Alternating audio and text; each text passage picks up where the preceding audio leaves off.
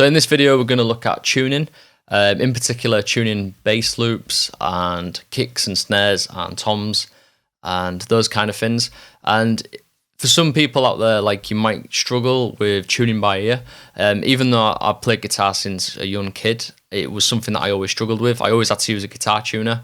And it's only until like recently that I've really started to hone in on training my ear to pick up, to match tunings of different loops and different percussions and things like that to like the root note of a bass. I can really hone in and do that now. Even though I can do that, I still use some tools to make the process a lot quicker and a way to make sure that I'm actually getting it right. So if you're struggling with that, or if you're only just starting to get to grips with the importance of tuning percussion and you're kind of working out how to go about it, how to detect what tuning certain loops are, I'm going to show you a couple of really easy ways to get around that. So let's start by having a look at this bass loop taken from the Sub-Zero pack. Now, a lot of the Audiotent loops already have the keys listed on the description of the loop, but let's say if we didn't know. And the most easiest and quickest way to find out the tuning of a bass note or a synth note is to basically bring up Ableton's tuner. And let's just try that now. So we've got this on, we've turned it on, and we're going to play this now, and it should tell us the root note of the first note.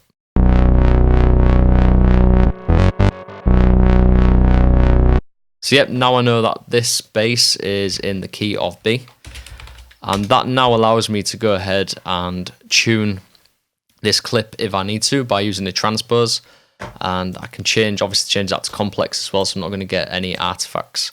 So yep, let's do. Actually, I'll tell you what. For this demonstration, we'll tune that to C. Let's have a quick listen. Make sure we're not getting too many artifacts on this beat setting. Yeah, that works fine. Reason why I did that is because maybe these ones here we'll tune those to C as well and try and get them all to work together. So yeah, that's a really easy way of doing it.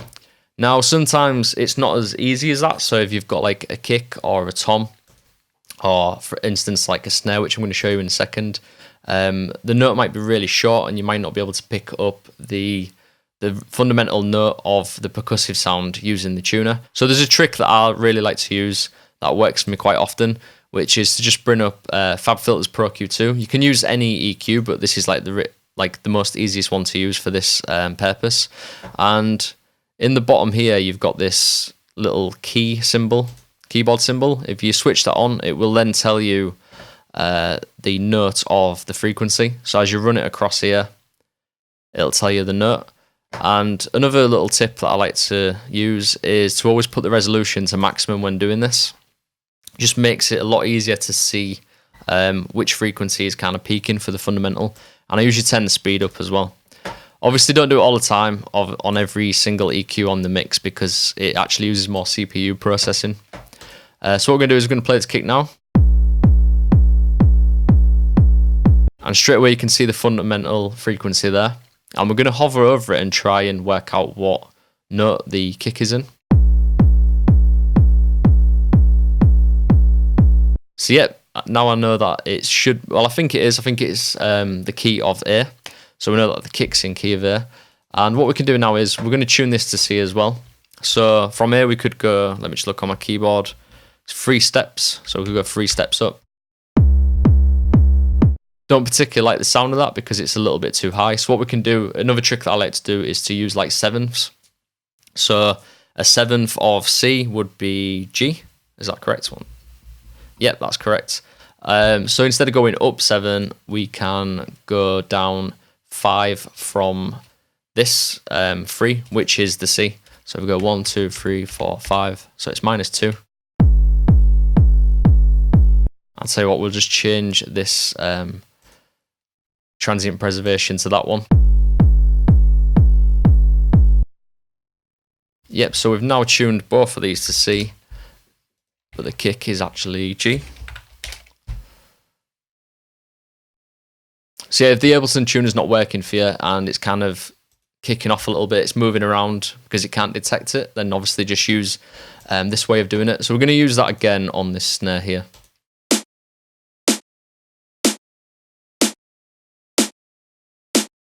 Actually, let me just turn on the keyboard.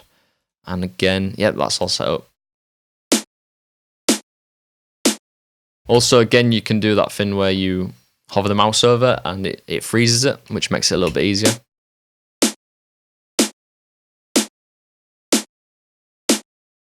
So again, we're actually in the key of A, or note A. And again, I say this one, maybe we'll push it up to, oh, is it 3? Yep.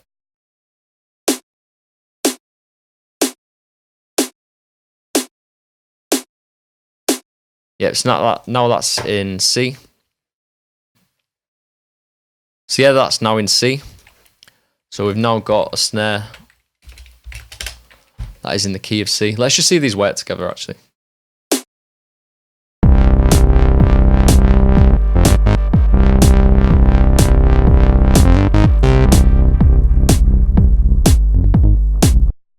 Yep, they're in tune. Let's have a look at these. So this next one, I thought I'd try something a little bit more intense. So we've got like 6 different toms here. And I went in, because I think a lot of them were actually in key or almost in key. So I went in and just randomly changed all of the transpose settings. So if we go to this drum kit here, and we're just going to go through them and see where they are, and we're going to nudge them and put them in key. So let's have a quick look, see what we've got. So we'll try and use the tuner, but if we get stuck, we'll use FabFilter Pro-Q2. Whoops. Let's have a look at that. That one's already in the key of C, which is good. So this one's actually hitting on A. And to put that in the scale of C minor, I'm just going to nudge that up one. So that's B flat or A sharp. This one, A again. I'll tell you what, we'll do something a little bit different. We'll go down, what are we on, A? 1, 2, 3. We'll go F sharp. F sharp. This one's D, met that D sharp. Let's fit into the scale. Or E flat. I always go sharp, I always say it sharp. This one's E flat, but you can see it's a little bit out of tune. Which doesn't always matter, you know, sometimes it's quite nice to have a couple of elements that are a little bit out of tune, but just for the sake of this, we're going to bring that in. So it's about 30 cents. Just bring that in by maybe 32 cents. Yeah, that'll do. And this one, I think this one was, yeah, out of tune as well by about 34. Like I said, sometimes it's nice to leave it as it is, you know, it makes it a little bit more wonky. Yep, so these are all perfectly in tune now, and I made a little pattern earlier. I don't know if it's going to work, but we can shift these around maybe. Yeah, so let's have a play around with these. So yeah, they're all kind of perfectly in tune now.